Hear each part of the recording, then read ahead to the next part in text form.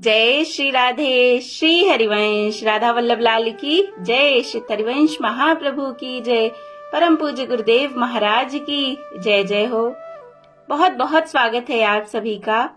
आज हम श्रवण करेंगे वरुथनी एकादशी की सुंदर कथा को। पर क्या आप जानते हैं, जो भी व्यक्ति सच्चे मन से पवित्र भाव से अगर एकादशी का व्रत पालन करता है तो वो केवल अपना ही नहीं बल्कि अपनी पीढ़ियों का भी उद्धार कर देता है। अपनी मातृपक्ष की, पितृपक्ष की, पत्नी पक्ष की सभी जो पीढ़ियां हैं उनका भी उद्धार करने के लिए वो सक्षम हो जाता है। तो कितनी बड़ी बात है ये। एकादशी बहुत बहुत बहुत महान और पवित्र फल देने वाली है। फल ही क्या, वो तो जीवन मुक्त करके भगवान को प्रदान करने वाली है, भगवान की सेवा देने वाली है, भगवान के धाम में पहुंचाने वाली है। अब इससे ज्यादा और क्या ही कहा जा सकता है ना। ऐसे ही सुंदर वरुथनी एकादशी की चलिए कथा श्रवण करते हैं। तो धर्मराज युधिष्ठिर भगवान श्री कृष्ण के पास बैठे हैं और वार्ता चल रही है। तभी युधिष्ठिर महाराज भगवान से कहते हैं कि हे प्रभु, हे कृष्ण, कृपया करके मुझे वैशाख कृष्ण में जो एकादशी आती है उसकी सुंदर कथा बताइए। विधि क्या है, महात्म क्या है, मैं जानना चाहता हूँ। उनकी बात सुनकर भगवान श्री कृष्ण ने कहा, हे राजेश्वर, वैशाख कृष्ण पक्ष की एकादशी को वरुथनी एकादशी के नाम से जाना जाता है। यह सौभाग्य देने वाली, सब पापों को नष्ट करने वाली तथा अंत में मोक्ष देने वाली है। इसकी महात्म कथा मैं तुमसे कहता हूँ। प्राचीन काल में नर्मदा नदी के तट पर मांधाता नामक राजा राज्य करते थे। वह अत्यंत दानशील तथा तपस्वी थे। एक दिन जब वह जंगल में तपस्या कर रहे थे, तभी ना जाने कहां से एक जंगली भालू आया और राजा का पैर चबाने लगा। राजा पूर्ववत अपनी तपस्या में ही लीन रहे। कुछ देर बाद पैर चबाते चबाते भालू राजा को घसीटकर पास के जंगल में ले गया। राजा बहुत घबराया, मगर तापस धर्म अनुकूल उसने क्रोध और हिंसा ना करके भगवान विष्णु से प्रार्थना की। ये बात हम सबको भी याद रखनी चाहिए हमेशा कि हम कोई भी परेशानी आए तो हम अपने प्रभु को ही पुकारें और किसी को पुकारने की आवश्यकता नहीं। करुण भाव से भगवान विष्णु को पुकारा उसने। उसकी पुकार सुनकर भगवान श्री हरि विष्णु प्रकट हुए और उन्होंने चक्र से भालू को मार डाला। राजा का पैर भालू पहले ही खा चुका था। इससे राजा बहुत ही शोकाकुल हुए।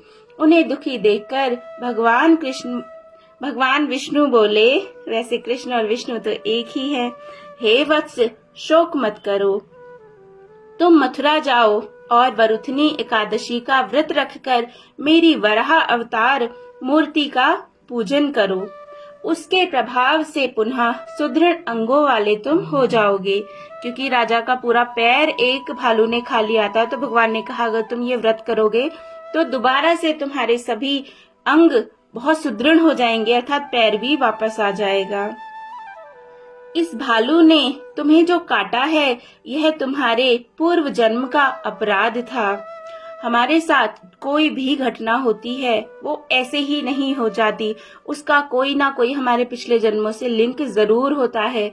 तभी हमें चाहे लाभ हानि हो, चाहे हमारे शरीर में चाहे कोई बीमारी हो, कुछ भी हो, उसका कुछ ना कुछ लेन देन जरूर होता है। भगवान की आज्ञा मानकर राजा मांधाता ने मथुरा जाकर बड़ी श्रद्धा पूर्वक वरुथनी एकादशी का व्रत किया। इसके प्रभाव से राजा शीघ्र ही पुनः सुंदर और संपूर्ण अंगों वाला हो गया। इसी एकादशी के प्रभाव से राजा मांधाता स्वर्ग को गए थे। जय जय श्री राधे। जो भी व्यक्ति भय से पीड़ित है उसे वरुथनी एकादशी का व्रत रखकर भगवान विष्णु का स्मरण करना चाहिए। इस व्रत को करने से समस्त पापों का नाश होकर मोक्ष मिलता है, भगवान का धाम मिलता है। जय जय, कितनी सुंदर बात है।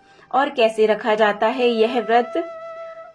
एकादशी के पहले वाले दिन अर्थात दशमी को जितना जल्दी हो सके भोजन कर ले। शाम को 7 बजे से पहले पहले अगर भोजन कर लें तो बहुत अच्छा है। रात को फिर भूख लगे तो दूध वगैरह ले सकते हैं। और अगले दिन सुबह एकादशी को ब्रह्म मुहूर्त में उठें। जितना जल्दी हो सके उठें और उठकर स्नान आदि से निवृत्त होकर बहुत सुंदर भगवान के नाम की जो माला है उसको करे, जप करे भगवान के नामों का। जो भी नाम आपको बहुत प्रिय हो, मंत्र प्रिय हो, उसका जप करना चाहिए। इसके बाद भगवान को स्नान कराना चाहिए। अपने लड्डू गोपाल, राधा रानी, कृष्ण जो भी आपके दरबार में है उनको स्नान कराइए। सुंदर से सुंदर वस्त्र उनको पहनाइए, सुंदर सुंदर श्रृंगार कीजिए। बहुत सुंदर से अपने जो मंदिर है उसको सजाइए, फूल रखिए, आरती करिए, भगवान से प्रार्थना करिए, हे प्रभु आपकी कृपा से ही मैं ये व्रत कर रहा हूँ और ये अच्छे से जाए, इतना आप ख्याल रखना। पूरे दिन भगवान का ही स्मरण करना चाहिए। भगवान के भजन सुनिए, सत्संग सुनिए, कीर्तन करिए और सुनिए। इन्हीं सारी गतिविधियों में अपना पूरा दिन गुजारना चाहिए। दूसरे की बुराई, दूसरों की बातें, कुछ भी ऐसा हमें नहीं करना चाहिए जिससे किसी को भी कष्ट हो। बस भगवान का स्मरण ज्यादा से ज्यादा करते हुए पूरा दिन बीते। शाम को फिर से थोड़ी पूजा कीजिए और संभव हो तो पूरे परिवार के साथ 10 मिनट ही सही भगवान का कीर्तन करिए, उनको सुनाइए, वे बड़े आनंदित होते हैं। और अगले दिन सुबह ब्रह्म मुहूर्त में ही उठकर फिर से स्नान वगैरह कीजिए, भगवान की पूजा सेवा कीजिए और इसके बाद सुंदर सा भोग बनाइए और उस भोग को सबसे पहले अपने प्रभु को प्रसाद बनाने के लिए दीजिए, अर्थात उनको भोग लगाने के लिए दीजिए और उस प्रसादी से अपना व्रत खोल लीजिए। जो भी व्रत खोलने का समय हो उसके बीच में ऐसा करेंगे तो एकादशी का पूर्ण फल भगवान प्राप्त कराएंगे आपको और भगवान की कृपा मिलेगी। कृपा तो है ही, तभी ये व्रत कर पाए है ना। और अंत में तो जरूर जरूर भगवत धाम ही हम जाएंगे जो भी एकादशी का व्रत करेगा। तो आशा है आपको खूब आनंद आया होगा। एकादशी की खूब खूब खूब सारी बधाइयां। जय जय श्री राधे, जय जय श्री राधे श्याम।